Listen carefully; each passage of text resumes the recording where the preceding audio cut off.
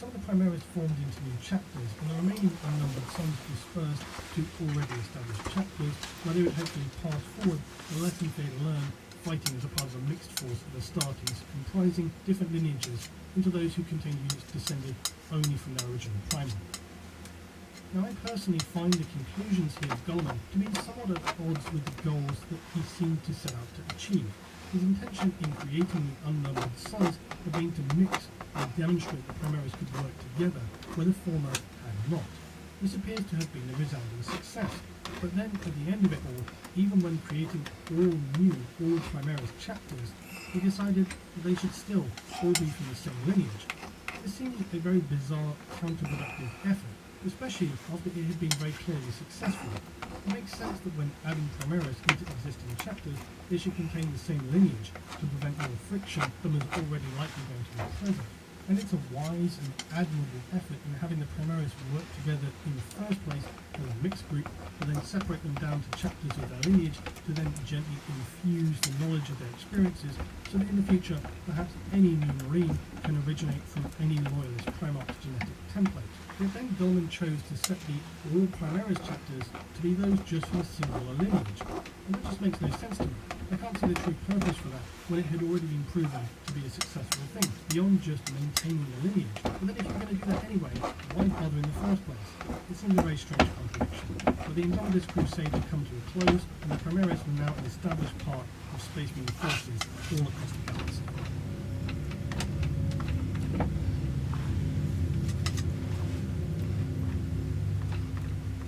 One thing is for sure, the introduction of Primaris Marines to the galaxy at such a critical moment was a huge gamble on the part of Hurray Goleman.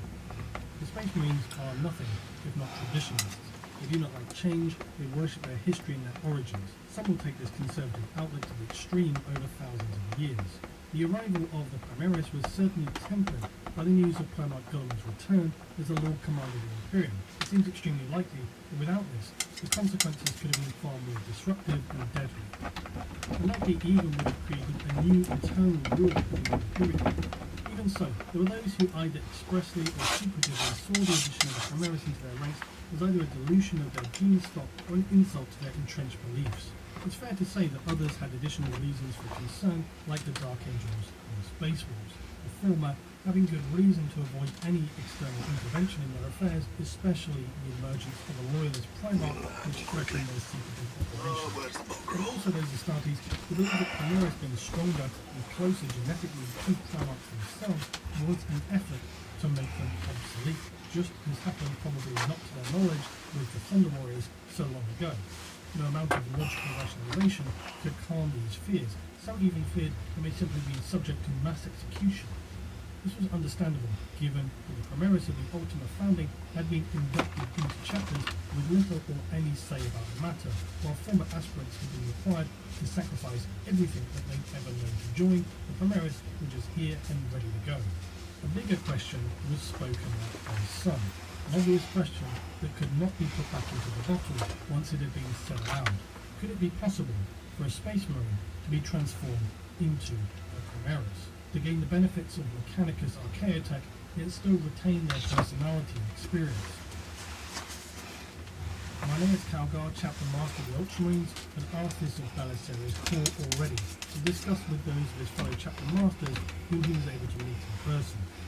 Paul had already considered this and expected it as a question. He had amassed significant theoretical data on the subject and put forward that there would be a 61.6% failure rate, until of course we were able to experiment further in living Astartes to perfect the process, as well as additional time to carry out research.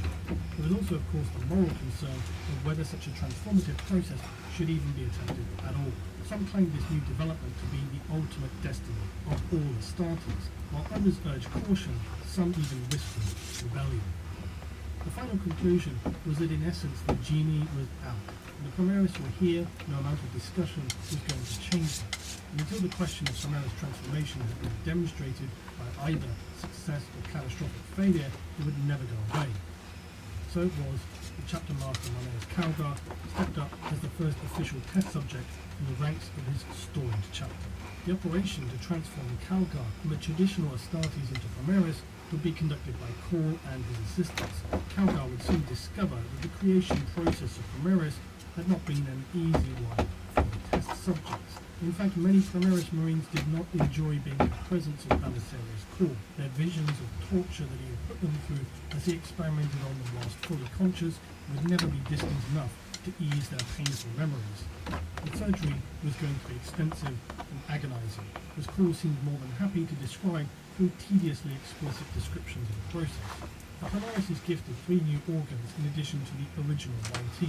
These are grafted and chemically implanted into aspirant space marines. The first is known as the Magnificat, which is buried deep in the brain to stimulate growth and intensify other organ function.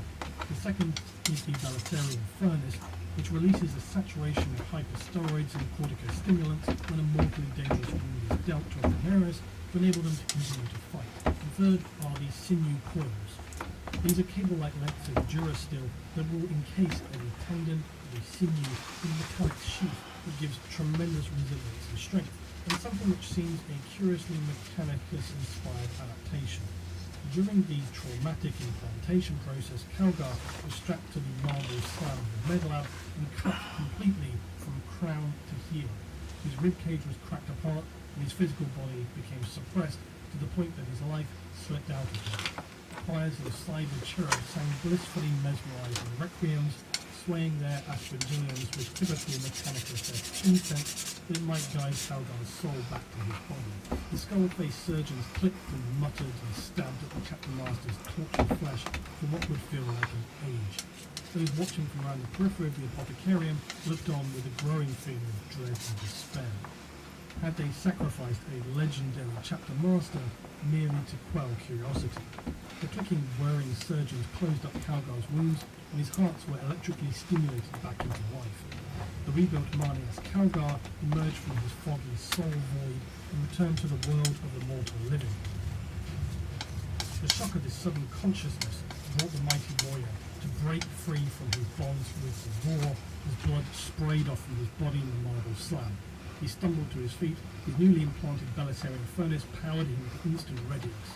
Chapter Master Marneus Calgar had somehow clawed his way back from the brink of death, and in doing so, he had shown to his chapter and to all Space Marines of the Imperium that the transformation was possible. Highly traumatic, slow, and dangerous, but possible.